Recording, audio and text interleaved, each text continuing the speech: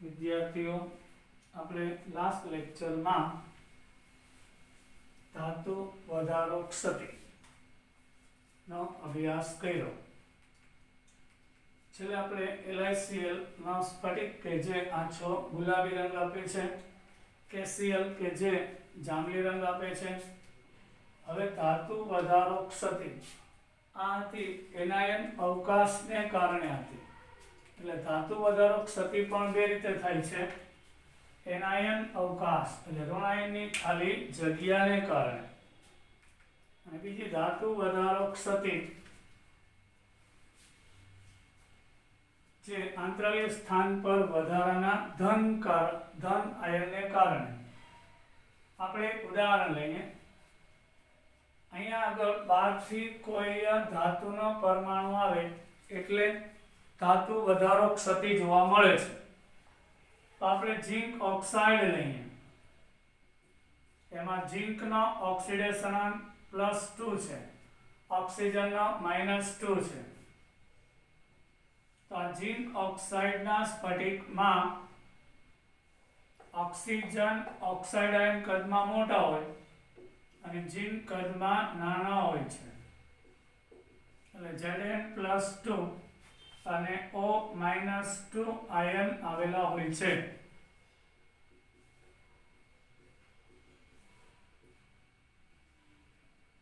Zn+2 અને oxide. હવે આપણે એને ગરમ કરીએ.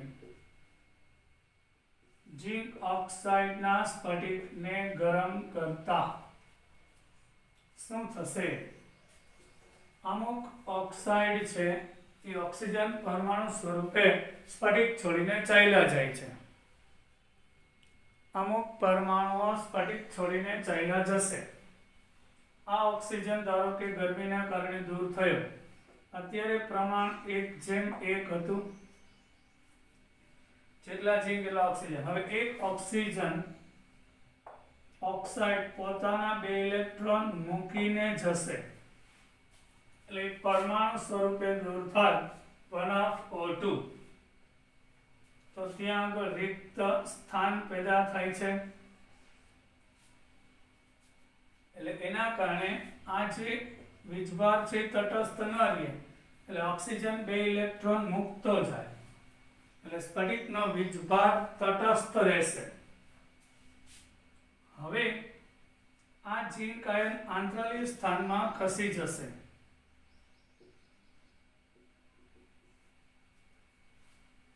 એટલે આંતરિક સ્થાન પર વધારાનો ધન આયન એટલે કે પ્રમાણ 1:1 હતું એમાંથી ઓક્સિજન ગયો એટલે ઝિંક ઓટોમેટિક વધ્યા કહેવાય. એટલે નવું પ્રમાણ ઝિંકનું પહેલા 1:1 હતું, હવે ઓક્સિજન દૂર થવાને કારણે x જેટલો વધારો થાય છે. એટલે નવું સૂત્ર Zn1+x * O થશે. એટલે તત્વ યોગમિતિ બદલાઈ ગઈ. એટલે આ પણ એક પ્રકારની ધાતુ વધારો ક્ષતિ છે. હવે સ્ફટિકમાં ઝિંકનો વધારો હોય છે અને તેનું સૂત્ર Zn1+xO બને છે. વધારાના Zn+2 આયન આંતરિક સ્થાન પર ખસી જાય છે અને ઇલેક્ટ્રોન પાડોશી નજીકના આંતરિક સ્થાન પર ખસે છે. ધાતુ વધારો કે ધાતુ ઉણપ ક્ષતિ જે આંતરિક સ્થાન પર વધારાના ધન આયનને કારણે હોય છે. ઝિંક ઓક્સાઇડને ઓરડાના તાપમાને રંગે સફેદ હોય. ગરમ કરતા તે ઓક્સિજન ગુમાવે અને પીળા રંગમાં ફેરવાય છે. ઝિંક ઓક્સાઇડને ગરમ કરતા એમાંથી Zn+2 બનશે. 1O2 ને 2 ઇલેક્ટ્રોન સ્ફટિકમાં મૂકતો જાય કારણ કે સ્ફટિક વીજભારની દ્રષ્ટિએ તટસ્થ હોય છે. એટલે ઓક્સિજન દૂર થવાને કારણે આપોઆપ ઝિંકનું પ્રમાણ વધી જાય એટલે ધાતુ વધારો ક્ષતિ થઈ અને આ જોડ તૂટે. ઓક્સિજન જવાને કારણે ઝિંક આંતરિક સ્થાનમાં ખસી જાય છે. હવે આપણે પરીક્ષા ધાતુ ઉણપ ક્ષતિ. ઓલી ધાતુ વધારો ક્ષતિ હતી. હવે ધાતુની ઉણપ એટલે કે ઘન સ્ફટિકમય પદાર્થમાં ધાતુની સંખ્યા વધી જાય તો એ ધાતુ વધારો ક્ષતિ હતી. હવે અહીંયા ધાતુની સંખ્યામાં ઘટાડો થાય છે એટલે ધાતુ ઉણપ ક્ષતિ કહેવામાં આવે છે.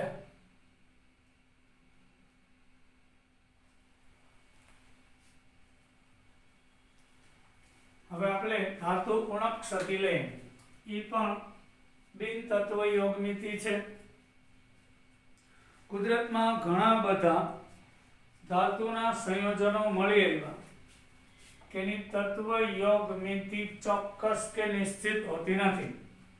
જેમ કે જમીનમાંથી ખોદવામાં આવતો ફેરસ ઓક્સાઇડ કે આપણે એમાં ધારીએ કે Fe+2 અને ઓક્સિજન -2 તો એનું અણુસૂત્ર FeO હોવું જોઈએ.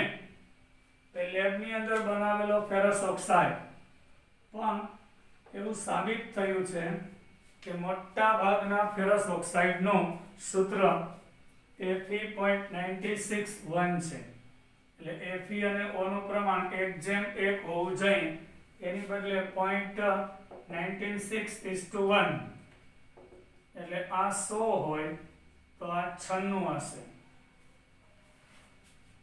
એટલે 100 એ 96 તો 1 કેટલા 0.96 એટલે એનું સૂત્ર Fe.95O. પણ મોટા ભાગના આયર્નના જે ઓક્સાઇડ બનાવવામાં આવે કે જમીનમાંથી મેળવવામાં આવે તો એમાં Fe નું પ્રમાણ ઓક્સિજન કરતાં ઓછું હોય છે.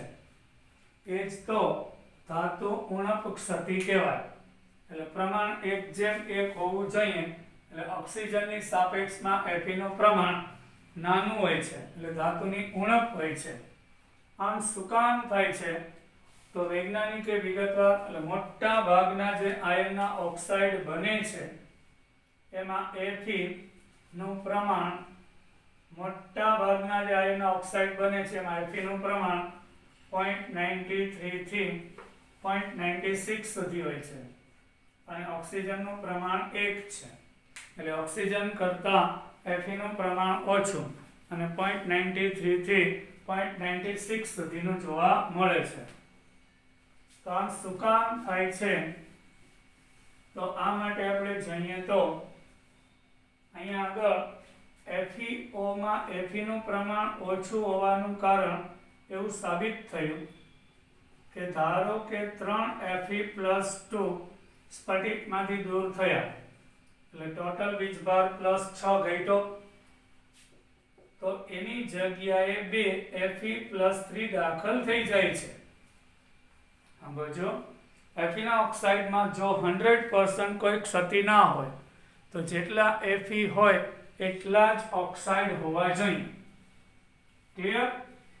હવે ધારો કે 3 Fe+2 સ્ફટિકમાંથી દૂર થઈ જાય છે તો ત્યાં 3 Fe+ ધારો કે તો 3 Fe+2 દૂર થયા તો 2 Fe+2 હોવા જોઈએ. એટલે +6 વીજભાર બતાવે એટલે વીજભાર બેલેન્સ થઈ ગયો. પણ એક Fe ની ઉણપ આવી તો આ 6 Fe+2 દૂર થાય તો ટોટલ વીજભાર કેટલો +12.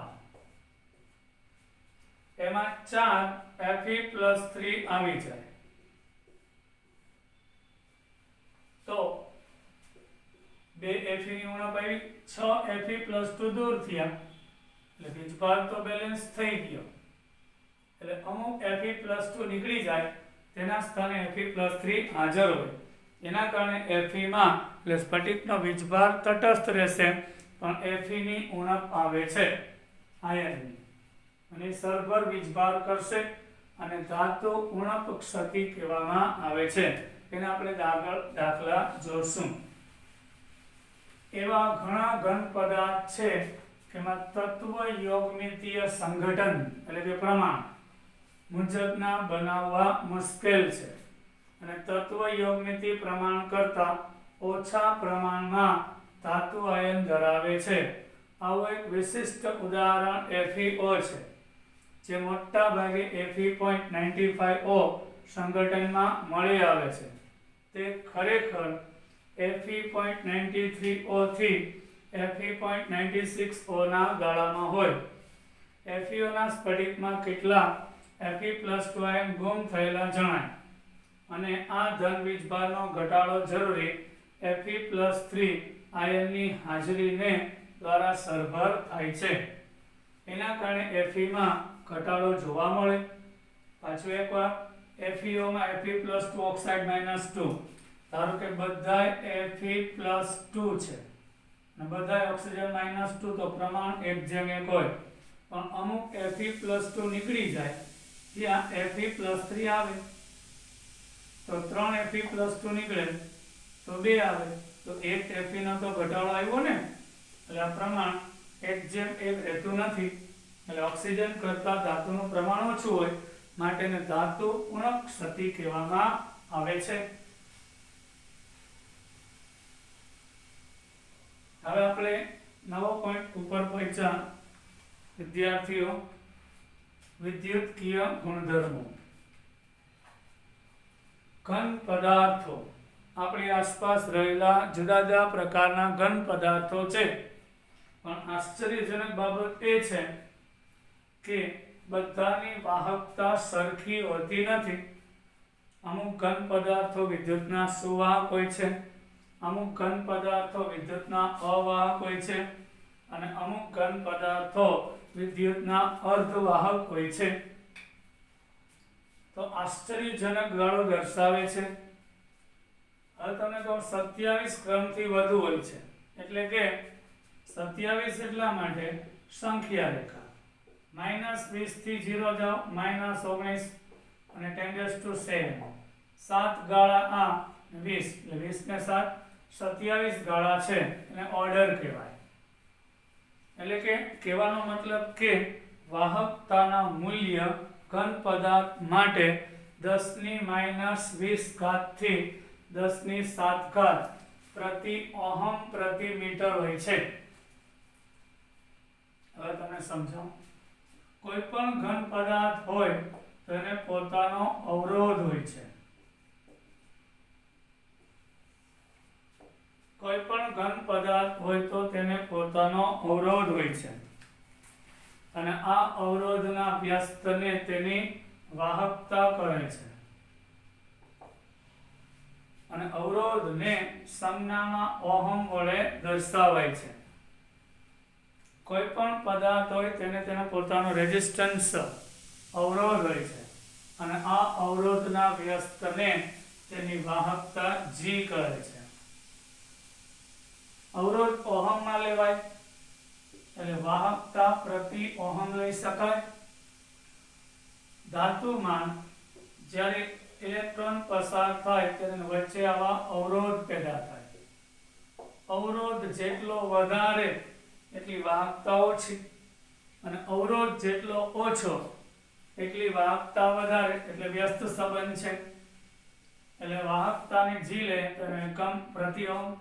હવે ધારો કે વાહકતા આપણે પ્રતિ મીટર માપીએ છીએ એટલે પ્રતિ મીટર, પ્રતિ ઓહમ પ્રતિ મીટર એકમ લેવામાં આવે છે.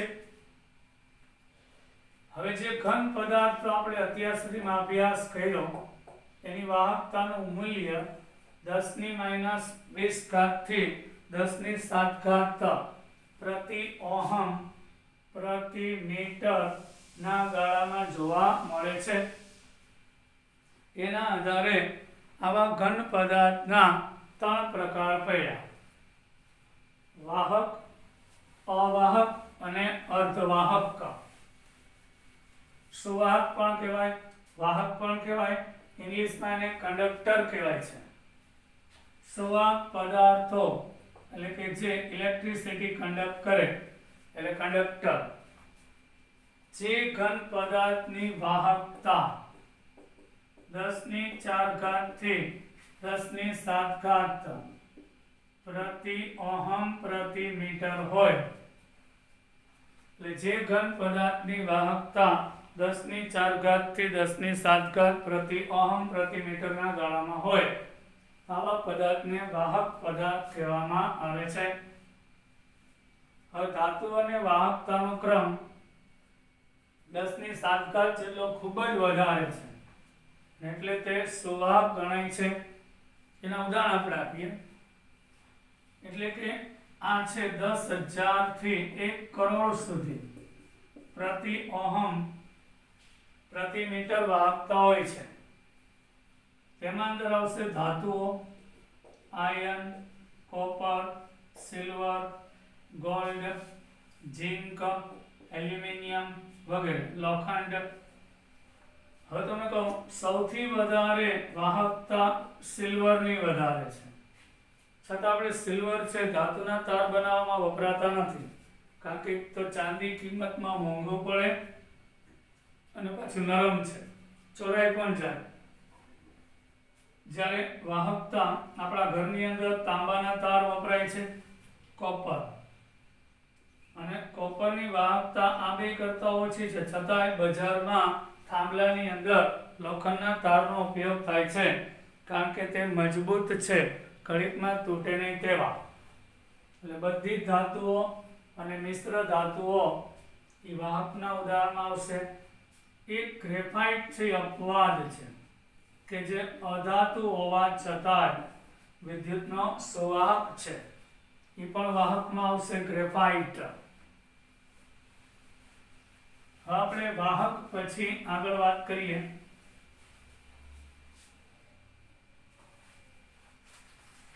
અવાહકો.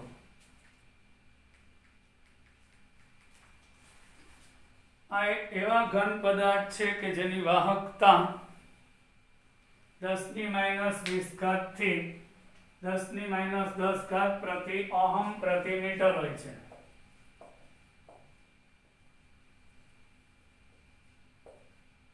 આ એક એવા પદાર્થો છે કે જેની વાહકતા અત્યંત ઓછી, 10⁻20 એટલે પોઈન્ટ પછી 19 0 અને પછી 1, આટલી ઓછી વાહકતા થાય કે પોઈન્ટ પછી 9 0 અને 1, આટલી બધી ઓછી વાહકતા એટલે વિદ્યુતનો વહન કરી જ ન શકે, તો આવા પદાર્થને અવાહક કહેવાય. તેમાં આવશે લાકડું,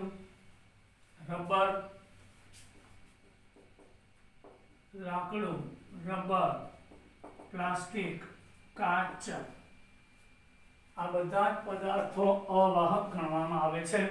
તેનો અવરોધ અતિશય વધારે હોય છે. હવે આપણે પહોંચ્યા અર્ધવાહકો, જેને આપણે સેમિકન્ડક્ટર. અવાહકને ઇન્સ્યુલેટર કહેવાય.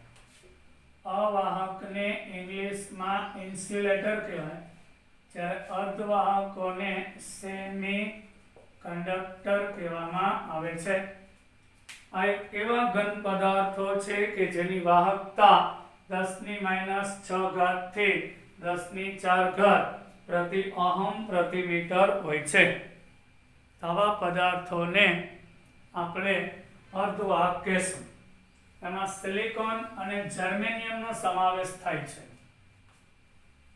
સિલિકોન અને જર્મેનિયમ, આ બંને પદાર્થો કે જેની વાહકતા અવાહક કરતા ઓછી છે, અવાહક કરતા વધારે, પણ સુવાહક કરતા ઓછી હોય છે. મતલબ નીચા તાપમાને સિલિકોનની બહારની કક્ષાના 4 ઇલેક્ટ્રોન સહસંયોજક બંધમાં વપરાય છે, એટલે એક પણ ઇલેક્ટ્રોન મુક્ત હોતો નથી. જેવો એની પર સૂર્યપ્રકાશ આપાત થાય એટલે આ ઇલેક્ટ્રોન ઉત્તેજિત થાય છે અને સ્ફટિક છોડીને ચાલ્યો જાય, અને તેના કારણે તે વાહકતા દર્શાવે છે. તો આવા સિલિકોન કે જર્મેનિયમને અર્ધવાહક તરીકે ઓળખવામાં આવે છે. એટલે એમાં ભંગાણ સર્જાય, ઇલેક્ટ્રોન મુક્ત થાય, જેના કારણે વાહકતા દર્શે. હવે આવા સિલિકોન સૌર કોષ બનાવવામાં વપરાય છે. બધી સોલર પેનલ કે જે સૌર ઉર્જાનું વિદ્યુત ઉર્જામાં રૂપાંતર કરે, એમાં સિલિકોન અને જર્મેનિયમ તેના ઉદાહરણમાં સમાવેશ થાય છે. હવે ધાતુઓમાં વિદ્યુતનું વહન સમજાવો, નો ક્વેશ્ચન. આ વર્ગીકરણ હતું. વિદ્યુત વાહકતાના મૂલ્યને આધારે ઘન પદાર્થનું વર્ગીકરણ વિદ્યુતીય ગુણધર્મને આધારે. હવે આપણે ધાતુમાં વિદ્યુતનું વહન સમજાવો. વાહક વિદ્યુતનું વહન ઇલેક્ટ્રોન અથવા આયનની હલનચલન હિલચાલ મારફતે થાય. તાપીય વાહકતાનો પ્રથમ વિભાગમાં અને વિદ્યુત વિભાજનના બીજા વિભાગમાં સમાવેશ થાય છે. એટલે કે જે ધાતુ ઘન પદાર્થો છે એમાં વિદ્યુતનું વહન તેની બહારની કક્ષામાં રહેલા મુક્ત ઇલેક્ટ્રોનને કારણે હોય છે. ધાતુ ઘન પદાર્થમાં વિદ્યુતનું વહન તેમાં રહેલા મુક્ત ઇલેક્ટ્રોનને કારણે હોય છે. જ્યારે બીજા વિભાગમાં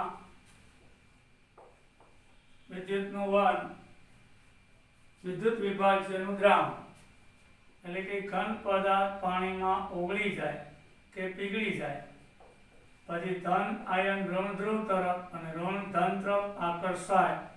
આ હલનચલનને કારણે એટલે વિદ્યુત વિભાજ્ય એટલે એવો પદાર્થ કે જે પાણીમાં ઓગાળતા કે એને પીગાળતા આયનમાં રૂપાંતર પામે એને વિદ્યુત વિભાજ્ય કહેવાય. એટલે વિદ્યુત વિભાજ્યમાં વિદ્યુતનું વહન આયન દ્વારા અને ધાતુમાં વિદ્યુતનું વહન મુક્ત ઇલેક્ટ્રોન દ્વારા. ધાતુ ઘન તેમજ પીગલિત અવસ્થામાં વિદ્યુતનું વહન કરે. કારણ ધાતુની ઘન અવસ્થા હોય કે પીગલિત એ બંને અવસ્થામાં તેમાં મુક્ત ઇલેક્ટ્રોન આવેલા હોય છે.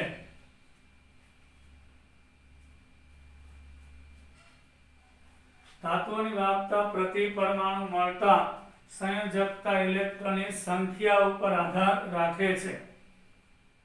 એટલે કે એની બહારની કક્ષામાં કેટલા ઇલેક્ટ્રોન આવેલા છે.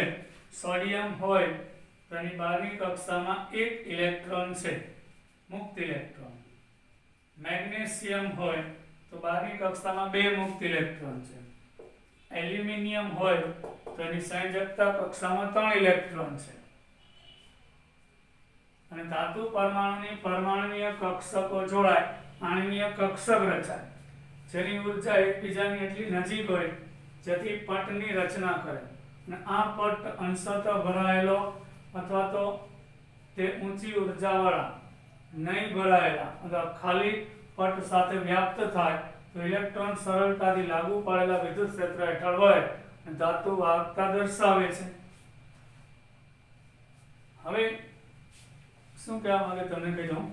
એટલે કોઈ પણ ધાતુઓ છે વિદ્યુતની સુવાહક છે એના માટે જવાબદાર તેની સંયોજકતા કક્ષા એટલે કે તેની બાહ્યતમ કક્ષાના મુક્ત ઇલેક્ટ્રોન જવાબદાર છે.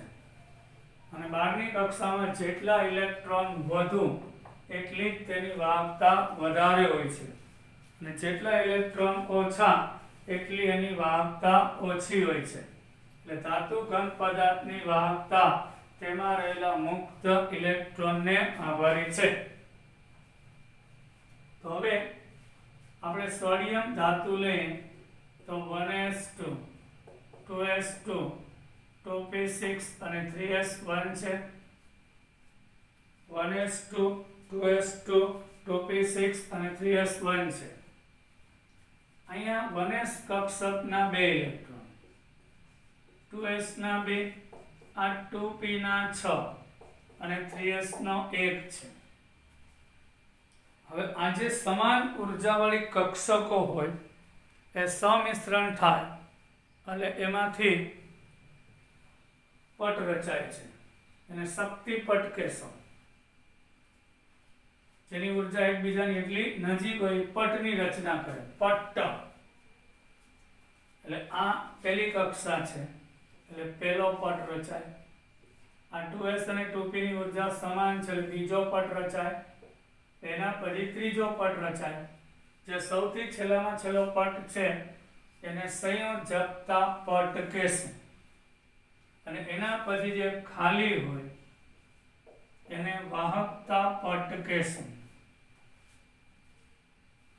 અને એની વચ્ચે જે જગ્યા હોય એને શક્તિ ગેપ કહેશું. એટલે સાંભળજો ખાસ, કોઈ પણ ધાતુનો જે પરમાણુ હોય એમાં જે કક્ષકો છે એની ઉર્જાનો નૈવત તફાવત હોય તે જોડાઈને આવા શક્તિપટ રચાય.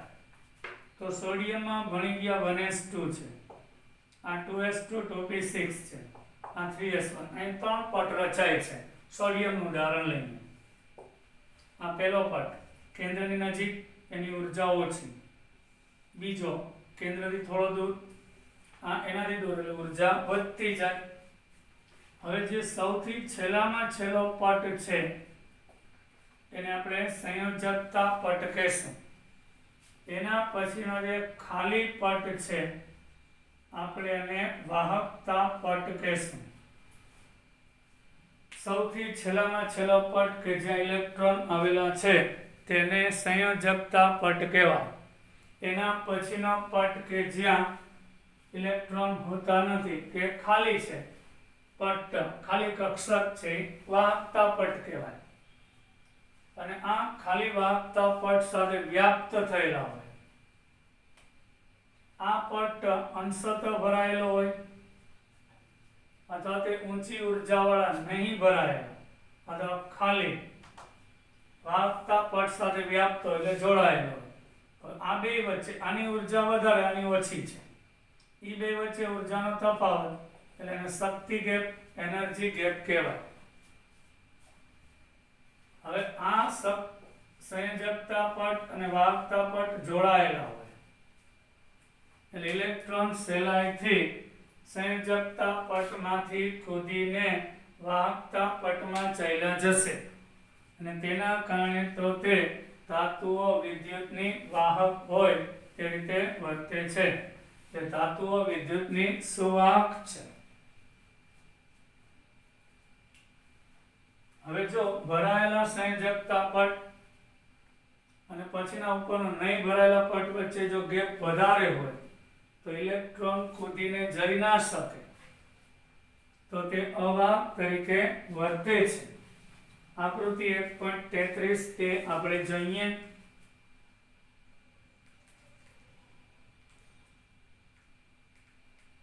આ ધાતુની સમજૂતી આપેલી છે. અંશતઃ ભરાયેલો પટ ધાતુ હોય એટલે બહુ દેખીતી વાત છે, એની બાહ્યતમ કક્ષામાં કાં એક ઇલેક્ટ્રોન હોય, કાં બે હોય અને કાં ત્રણ હોય. એટલે એનો જે સંયોજકતા પટ છે એ અંશતઃ ભરાયેલો બતાવેલો છે. એના પછીનો પટ જે ખાલી છે જેને આપણે વાહકતા પટ કહેશું. એટલે જ્યાં સુધી ઇલેક્ટ્રોન એના સંયોજકતા પટમાં હોય ત્યાં પોતાના પરમાણુ પૂરતો હોય, એટલે 1s2 2s2 2p6 અને 3s1. સોડિયમમાં પહેલી કક્ષામાં 2, બીજીમાં 8 અને ત્રીજીમાં 1. તો આ ઇલેક્ટ્રોન કેન્દ્રના બંધનમાં છે. હવે જ્યાં સુધી મુક્ત ન થાય એટલે વાહકતા પટમાં ના જાય ત્યાં સુધી વિદ્યુતનું વહન ન કરે. તો ધાતુનો જે સંયોજકતા પટ છે એ અંશતઃ ભરાયેલો દેખીતી વાત છે. ધાતુ એટલે કે એની બહારની કક્ષામાં કાં એક ઇલેક્ટ્રોન હોય, કાં બે હોય ને કાં ત્રણ હોય, એટલે અંશતઃ ભરાયેલો પટ હોય છે.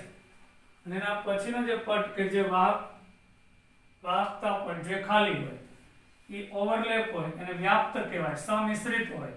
એટલે ઇલેક્ટ્રોન સહેજે ઉર્જા મળે એટલે સંયોજકતા પટમાંથી વાહકતા પટમાં ચાલ્યો જાય અને આખા સ્ફટિકમાં વિદ્યુતનું વહન કરવા લાગે. એટલે ધાતુઓ વિદ્યુતની સુવાહક છે. જ્યારે અવાહકની અંદર પ્રોબ્લેમ એ છે એનો સંયોજકતા પટ આખો ઇલેક્ટ્રોનથી ભરાયેલો હોય, આની જેમ અંશતઃ નહીં. અને ખાલી પટ વચ્ચે ઉર્જાનો બહુ મોટો તફાવત છે. એના દ્વારા આપણે લાકડું, રબર, પ્લાસ્ટિક લઈએ તો ઇલેક્ટ્રોન કોઈ પણ પરિસ્થિતિમાં સંયોજકતા પટમાંથી વાહકતા પટમાં જઈ શકતા નથી, એટલે કે તે અવાહક તરીકે વર્તે છે. લાકડું, રબર, પ્લાસ્ટિક, કાચ વગેરે અવાહક તરીકે વર્તે છે. તે બિલકુલ વિદ્યુતનું વહન કરી શકતા નથી.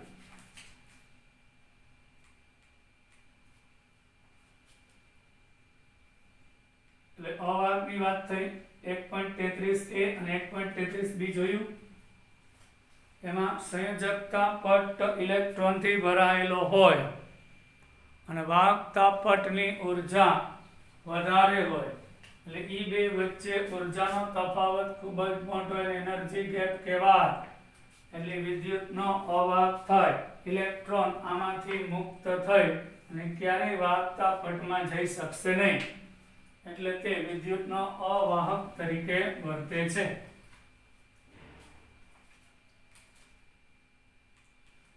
હવે આપણે અર્ધવાહકોમાં વિદ્યુતનું વહન સમજાવો. સેમિકન્ડક્ટર, અર્ધવાહક. અર્ધવાહકની બાબતમાં સંયોજકતા પટ અને વાહકતા પટ વચ્ચેની જગ્યા ઓછી હોય છે. 1.33 થી આકૃતિ જોવો અર્ધવાહક માટે. એટલે કે એની અંદર જે સંયોજકતા પટ, છેલ્લામાં છેલ્લા ઇલેક્ટ્રોન આવેલા છે, એના પછીનો ખાલી પટ એટલે વાહકતા પટ, એની વચ્ચે ઉર્જાનો તફાવત એટલે એનર્જી ગેપ. આ એનર્જી ગેપ ધાતુ કરતા મોટો છે પણ અવાહક કરતા નાનો છે. એટલે નીચા તાપમાને ઇલેક્ટ્રોન સંયોજકતા પટમાંથી ખાલી વાહકતા પટમાં જઈ શકતા નથી, પણ ઊંચા તાપમાને તે જઈ શકે. એટલે નીચા તાપમાને વિદ્યુતનું વહન નહીં કરે પણ ઊંચા તાપમાને વિદ્યુતનું વહન કરી શકે, માટે એને અર્ધવાહક કહેવામાં આવે છે. એમાં સિલિકોન અને જર્મેનિયમનો સમાવેશ થાય. અર્ધવાહકની બાબતમાં સંયોજકતા પટ એટલે પાછું એકવાર જ્યાં છેલ્લામાં છેલ્લી કક્ષાના ઇલેક્ટ્રોન આવેલા છે તે સંયોજકતા પટ, અને એના પછીનો ખાલી પટ એટલે વાહકતા પટ, વચ્ચે જગ્યા ઓછી હોય. આથી કેટલાક ઇલેક્ટ્રોન વાહકતા પટમાં કૂદીને જઈ શકે અને થોડીક વાહકતા દર્શાવે. તો અર્ધવાહકની વાહકતા તાપમાનના વધારા સાથે વધે, કારણ કે વધુ ઇલેક્ટ્રોન વાહકતા પટમાં કૂદીને જાય. સિલિકોન, જર્મેનિયમ એ આ પ્રકારની વર્તણૂક ધરાવે, તેને આંતરિક ઇન્ટ્રિન્સિક અર્ધવાહક કહેવાય છે. ઇન્ટ્રિન્સિક એટલે કે જે પદાર્થો નીચા તાપમાને અવાહક હોય પણ ઊંચા તાપમાને વિદ્યુતનું વહન કરે એને આંતરિક અર્ધવાહક કે ઇન્ટ્રિન્સિક અર્ધવાહક કહેવામાં આવે છે. આંતરિક અર્ધવાહકની વાહકતા પ્રાયોગિક ઉપયોગિતા માટે ઘણી ઓછી છે, કારણ કે પ્રેક્ટિકલી એટલા બધા ઉપયોગી નથી, કારણ કે એની વાહકતા અતિશય ઓછી છે. તેની વાહકતા યોગ્ય અશુદ્ધિને જરૂરી પ્રમાણમાં ઉમેરીને વધારી શકાય, અને અશુદ્ધિ ઉમેરવાની ક્રિયા એટલે સિલિકોન, જર્મેનિયમ ડાયરેક્ટ વ્યવહારમાં વાપરી શકાતા નથી, કારણ કે એની વાહકતાનું મૂલ્ય અત્યંત ઓછું છે. હવે તેમાં કોઈ બહારથી અશુદ્ધિ ઉમેરવામાં આવે તો તેની વાહકતામાં વધારો થાય છે. આ પ્રક્રિયાને ડોપિંગ કહેવાય છે. પ્રોસેસનું નામ છે. એટલે કે સિલિકોન અને જર્મેનિયમમાં બહારથી અશુદ્ધિ ઉમેરીને તેની વાહકતામાં વધારો કરવાની ક્રિયા એમને ડોપિંગ કહેવામાં આવે છે. ડોપિંગ સિલિકોન અને જર્મેનિયમ જેવા આંતરિક અર્ધવાહક કરતાં વધુ ઇલેક્ટ્રોનથી સમૃદ્ધ અથવા તો ઇલેક્ટ્રોનની ઉણપ અશુદ્ધિનો ઉપયોગ કરીને કરી શકાય. તો અશુદ્ધિ કઈ હશે? એના બે ટાઈપ છે. આપણે સિલિકોન અને જર્મેનિયમમાં ચલો અશુદ્ધિ ઉમેરીએ, પણ એક વાત કહી દો, સિલિકોનનો પરમાણુ ક્રમાંક 14 છે, એટલે 2, 8 અને 14 4 1s2 2s2 2p6 અને 3s2 3p2 છે. એટલે કે એની બહારની કક્ષામાં 4 ઇલેક્ટ્રોન આવેલા છે. 3s ના 2 અને 3p ના 2, ટોટલ 4 ઇલેક્ટ્રોન આવેલા છે. સિલિકોન પાસેની બહારની કક્ષામાં 4 ઇલેક્ટ્રોન આવેલા છે.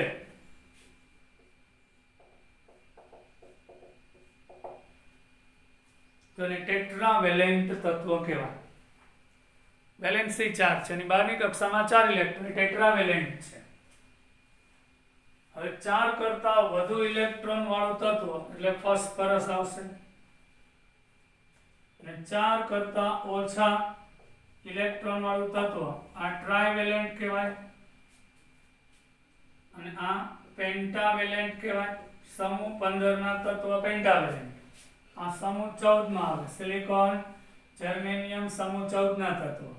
આ સમૂહ 13 એ ટ્રાઇવેલેન્ટ કહેવાય. એટલે સિલિકોન જર્મેનિયમ ઇન્સ્ટિક્ટિક અર્ધવાહક છે, એટલે સિલિકોન જર્મેનિયમ અર્ધવાહક છે એના કરતા વધુ ઇલેક્ટ્રોન થી સમૃદ્ધિ વાળું, એટલે સમૂહ 15 નું તત્વ. આની બહારની કક્ષામાં કેમ 4 છે તો 5 વાળું, અને ઇલેક્ટ્રોનની ઉણપ એટલે 4 કરતા એક ઓછો એટલે 3 વાળું ઉમેરીને આવી ક્ષતિ ઇલેક્ટ્રોનની ક્ષતિ દાખલ થાય. સિલિકોનમાં ફોસ્ફરસ નાખો તો ઇલેક્ટ્રોન વધી જાય તો ઇલેક્ટ્રોન સમૃદ્ધિ ક્ષતિ આવશે. સિલિકોનમાં બોરોન નાખો તો ઇલેક્ટ્રોનની ઉણપ વર્તાય તો આવી અશુદ્ધિ ઇલેક્ટ્રોનીય ક્ષતિ દાખલ કરશે. તો પેલા આપણે ઇલેક્ટ્રોન સમૃદ્ધ અશુદ્ધિ લઈએ, એટલે ડોપિંગ આપણે પહોંચી ગયા. સિલિકોન જર્મેનિયમ એ બંને સમૂહ 14 ના તત્વો છે, એની બહારની કક્ષામાં 4 ઇલેક્ટ્રોન આવેલા છે, એને ટેટ્રાવેલેન્ટ કહેવાય, અને ચારે ચાર સહસંયોજક બંધથી જોડાઈ જાય છે. આવર્ત કોષ્ટકમાં સમૂહ નંબર 14 ના તત્વોમાં સિલિકોન, કાર્બન, સિલિકોન, જર્મેનિયમ આવે, ટીન અને લેડ.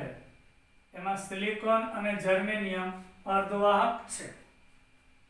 સિલિકોનની અંદર તેની બહારની કક્ષામાં 4 ઇલેક્ટ્રોન આવેલા છે, એટલે પ્રત્યેક સિલિકોન બીજા 4 સિલિકોન સાથે એક એક ઇલેક્ટ્રોનની ભાગીદારી કરી અને સહસંયોજક બંધથી જોડાય છે.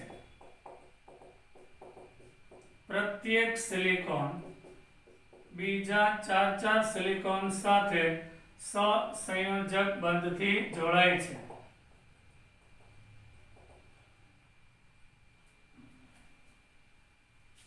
અત્યારે સિલિકોન છે, આ ચારે ચાર બંધ સહસંયોજક મજબૂત, એટલે વિદ્યુતનો અવાહક છે, એકેય મુક્ત ઇલેક્ટ્રોન નથી.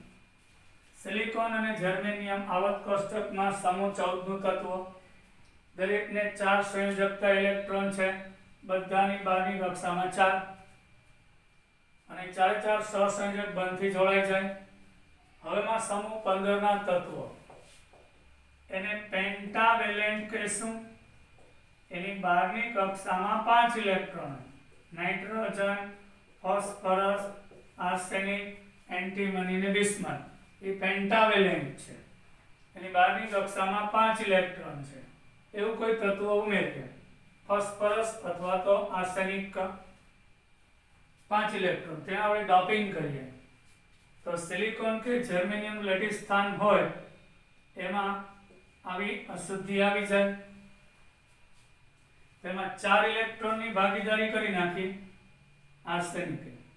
તેનો 5મો ઇલેક્ટ્રોન કે જે મુક્ત રહેશે, બંધમાં ભાગ લેતો નથી, ફ્રી ઇલેક્ટ્રોન હોય છે, એ વિસ્થાનીકૃત થાય છે. અને આ જે 5મો ઇલેક્ટ્રોન છે, આર્સેનિકમાં 4 ઇલેક્ટ્રોનની ભાગીદારી થઈ ગઈ, અને 5મો ઇલેક્ટ્રોન કે જે મુક્ત હોય છે, કે જે બંધમાં વપરાતો નથી, એને આપણે મુક્ત ઇલેક્ટ્રોન કહીશું. 5મો ઇલેક્ટ્રોન વધારામાં વિસ્થાનીકૃત, એટલે આ 4 ઇલેક્ટ્રોન સ્થાનીકૃત, પોતાની જગ્યાએ સ્થિર, સ્ફટિકમાં ગતિ નહીં કરે, પણ આ ઇલેક્ટ્રોન આખા સ્ફટિકમાં ગતિ કરશે, એ વિસ્થાનીકૃત કહેવાય, મુક્ત ઇલેક્ટ્રોન કહેવાય ફિઝિક્સની ભાષામાં.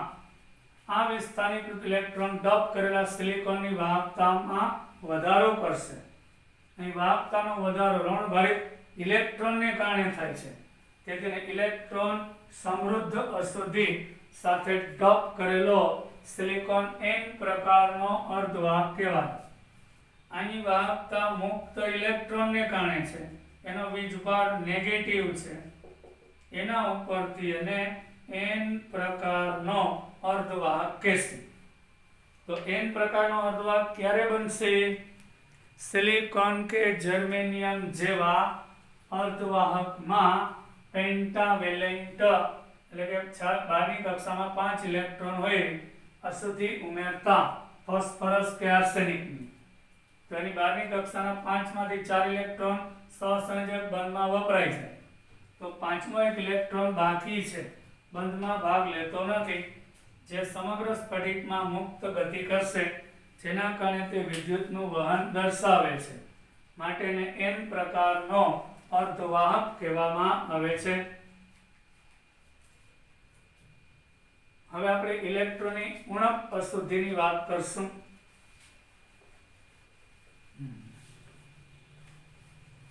સમૂહ 14 ના તત્વો પાછું જ આંતરિક અર્ધવાહક એટલે સિલિકોન અને જર્મેનિયમ જ લેશું. પાછું એક એક્ઝામ્પલ લઈએ. સમૂહ 14 ના સિલિકોન અને જર્મેનિયમમાં તેની 12ની કક્ષામાં 4 ઇલેક્ટ્રોન આવેલા છે.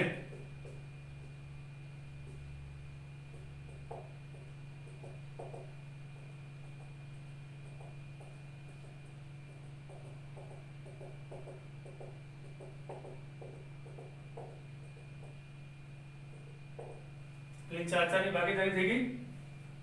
હવે એક પણ ઇલેક્ટ્રોન મુક્ત છે ને, આ સિલિકોનના 4 ઇલેક્ટ્રોન હતા, 4 4 બંધમાં વપરાઈ ગયા. બીજા 4 બીજા સિલિકોનના હોય. હવે એમાં ટ્રાઇવેલેન્ટ એટલે સમૂહ નંબર 13 ના તત્વો બોરોન, એલ્યુમિનિયમ, ગેલિયમ, ઇરિડિયમ કે થેલિયમ, આ બધાની 12ની કક્ષામાં 3 ઇલેક્ટ્રોન ટ્રાઇવેલેન્ટ કહેવાય. છેલ્લામાં છેલ્લી કક્ષામાં 3 ઇલેક્ટ્રોન એટલે ટ્રાઇવેલેન્ટ. આવું કોઈ ટ્રાઇવેલેન્ટ તત્વો ઉમેરી, ધારો કે એલ્યુમિનિયમ ઉમેરતા, તો એની પાસે ઇલેક્ટ્રોન જ 3 છે, 1 2 અને 3. તો ચોથું એક સ્થાન ખાલી રહેશે, હોલ સર્જાશે, છિદ્ર, ઇલેક્ટ્રોન વેકેન્સી સર્જાશે, અને પડોશી પરમાણુમાંથી અને આ હોલ આજુબાજુના ઇલેક્ટ્રોન જોઈ જાય એટલે કુદાકુદ કરીને આવશે. એટલે આ ઇલેક્ટ્રોન અહીંયા આવે એટલે અહીંયા હોલ આવશે, આ ઇલેક્ટ્રોન અહીંયા આવશે, હોલ અહીંયા આવશે. તો ઇલેક્ટ્રોન જે દિશામાં ગતિ કરશે ને, તો હોલ તેની વિરુદ્ધ દિશામાં. હોલ એટલે ખાલી જગ્યા છે, પણ આપણે અહીંયા એવો આભાસ થાય કે ઇલેક્ટ્રોન ઋણભારિત છે, તો હોલ જાણે કે ધનભાર હોય, ધનભાર છે નહીં પણ ધનભાર હોય તે રીતે વર્તે છે. અહીંયા હોલને કારણે વાહકતા સર્જાય છે, અને હોલ જાણે કે ધનભાર હોય તે રીતે વર્તે છે. એટલે પોઝિટિવ ઉપરથી એને p પ્રકારનો અર્ધવાહક કહેશું. એટલે જ્યારે સિલિકોન કે જર્મેનિયમ જેવા આંતરિક ઇન્ટ્રિન્સિક અર્ધવાહકમાં ટ્રાઇવેલેન્ટ સમૂહ 13 ના તત્વની અશુદ્ધિ ઉમેરતા એમાં છિદ્ર પેદા થાય, અને છિદ્રને કારણે અને હોલ જે દિશામાં ગતિ કરશે, છિદ્ર આ હોલ ભરાઈ ગયું એટલે હોલ અહીં આવ્યું, આ ઇલેક્ટ્રોન અહીંયા આવી જાય તો હોલ અહીં આવ્યું. તો ઇલેક્ટ્રોન આ દિશામાં જશે તો હોલ એની વિરુદ્ધ દિશામાં. આની વાહકતા છે કોના કારણે? તો કે મારા છિદ્રને કારણે. અને છિદ્ર વૈજ્ઞાનિકે ધારી લીધું કે ધનભાર હોય તે રીતે વર્તે છે, અને તેના કારણે એના ધનભાર ઉપરથી પોઝિટિવ p ઉપરથી અને p પ્રકારનો અર્ધવાહક કહેવાય છે. સિલિકોન અથવા જર્મેનિયમને સમૂહ 13 ના તત્વ જેવા કે બોરોન, એલ્યુમિનિયમ અથવા ગેલિયમ જે 3 સંયોજકતા ઇલેક્ટ્રોન ધરાવે છે, તેની સાથે ડોપિંગ કરી શકાય એટલે ઉમેરવામાં આવે, તો તે જગ્યાએ ચોથો ઇલેક્ટ્રોન ગુમ થયેલો છે, તેને ઇલેક્ટ્રોન છિદ્ર અથવા ઇલેક્ટ્રોન રિક્તતા વેકેન્સી કહેવાય, ખાલી જગ્યા. પાડોશી પરમાણુમાંથી ઇલેક્ટ્રોન આવી આ ઇલેક્ટ્રોન છિદ્રને ભરે, પણ આમ કરવામાં તેના પોતાના મૂળ સ્થાનમાં ઇલેક્ટ્રોન છિદ્ર છોડી દે. જો આ પ્રમાણે બને તો એવું દેખાશે કે ઇલેક્ટ્રોન છિદ્ર નહીં ભરાયેલા ઇલેક્ટ્રોન છિદ્રની વિરુદ્ધ દિશામાં જશે, અને વિદ્યુતીય ક્ષેત્રની અસર હેઠળ ઇલેક્ટ્રોન ધનભાર ધરાવતી પ્લેટ તરફ ગતિ કરશે. એટલે ઇલેક્ટ્રોન ધન છિદ્રભાર વડે રોકાય અને ઋણભારિત પ્લેટ તરફ આકર્ષાય. આ પ્રકારના અર્ધવાહકને p પ્રકારનો અર્ધવાહક કહેવામાં આવે છે. આપણે એક ડાયાગ્રામ આપેલો છે. સમગ્ર સ્ફટિકનો અભ્યાસ કરતા આજે આપણે ડોપિંગ શીખા. N પ્રકાર અને P પ્રકારના અર્ધવાહક બનાવટ જોઈ. સંપૂર્ણ સ્ફટિક એટલે સિલિકોનનો પરમાણુ લીધેલો છે. અહીંયા સિલિકોનનો સ્ફટિક લીધેલો છે. સિલિકોનનો પરમાણુ કે જેની પાસે 4 ઇલેક્ટ્રોન છે એ બીજા 4 સાથે એક એકની ભાગીદારી કરી સહસંયોજક બંધથી જોડાય છે. હવે આર્સેનિક ઉમેરીએ એટલે 4 ની ભાગીદારી તો થઈ ગઈ, પણ એક 5મો ઇલેક્ટ્રોન મુક્ત છે જે ચલિત છે, જેના કારણે વાહકતા ધરાવે એટલે એને N પ્રકારનો અર્ધવાહક કહેવાય છે.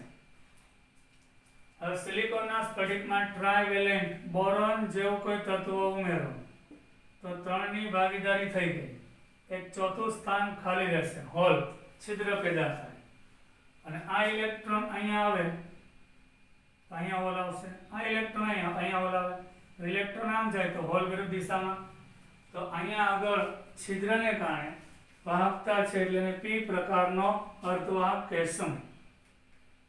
હવે આપણે N પ્રકાર અને P પ્રકારના અર્ધવાહકોના અનુપ્રયોગ એટલે કે તેના ઉપયોગો આપણે નેક્સ્ટ લેક્ચરમાં જોશું.